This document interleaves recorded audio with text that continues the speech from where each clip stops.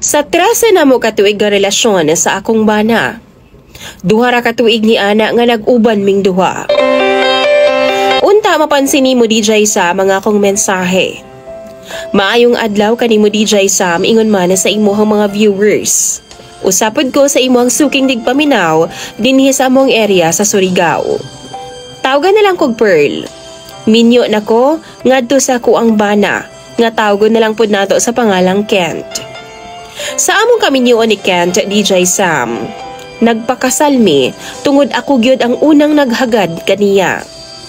Kana bago pa man siya mi abroad, DJ Sam.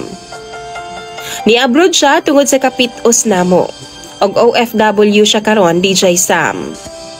Ang among relasyon ni Kent, on and off, sulod na sa 13 katuig.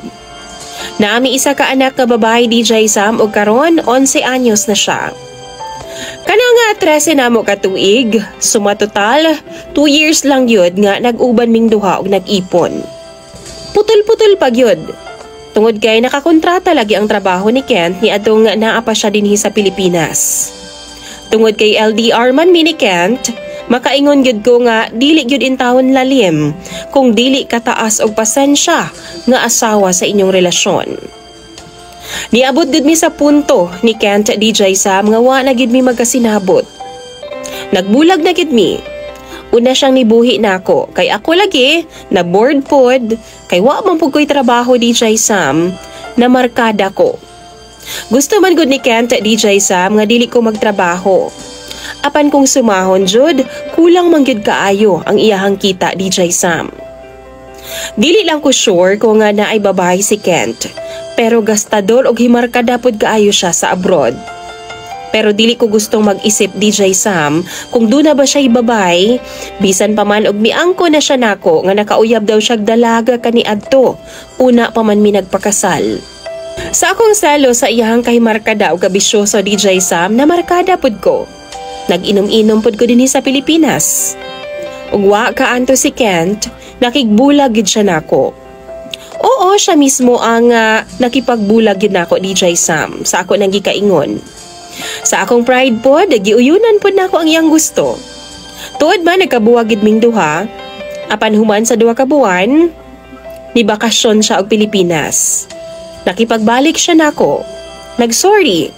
Gidawat po na ako siya, DJ Sam, pero as in, dili gyud ingon ana ka okay. Tungod kay wa pagid nako nakalimtan ang nanggawas niya nga istorya sa iyang baba ni atong time nga nag-away ming duha.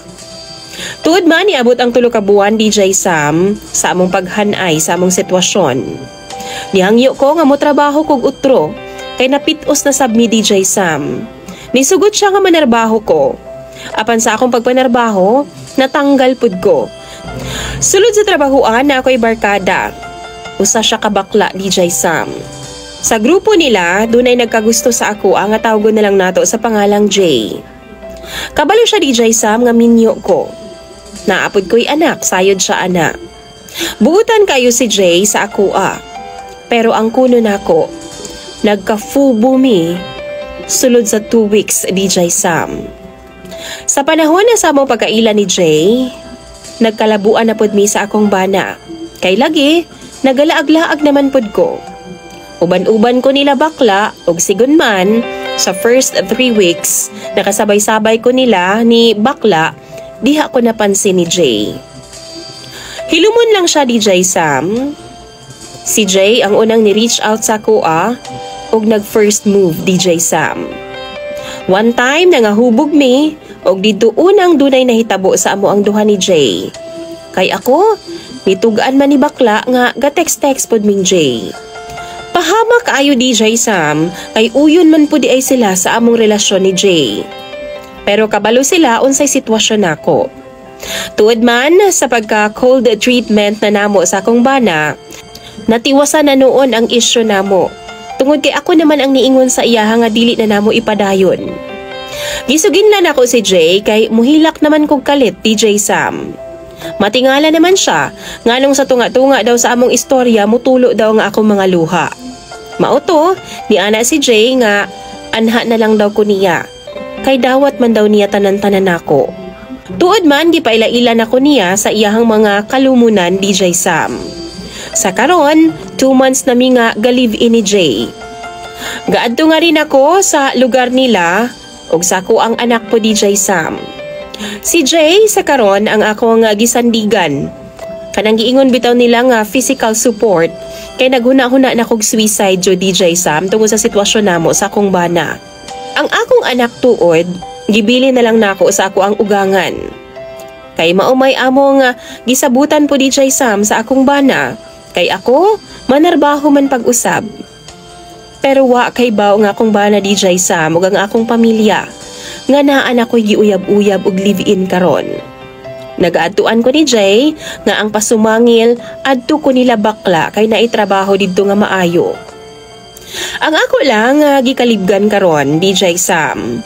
Kung angay na ba nako ning i-open nga naan ako'y bag-ong uyab or ipabilin ra gihapon nako nga sikreto ang among relasyon ni Jay ngadto sa akong side. Ako aman sab gihuna-huna DJ Sam.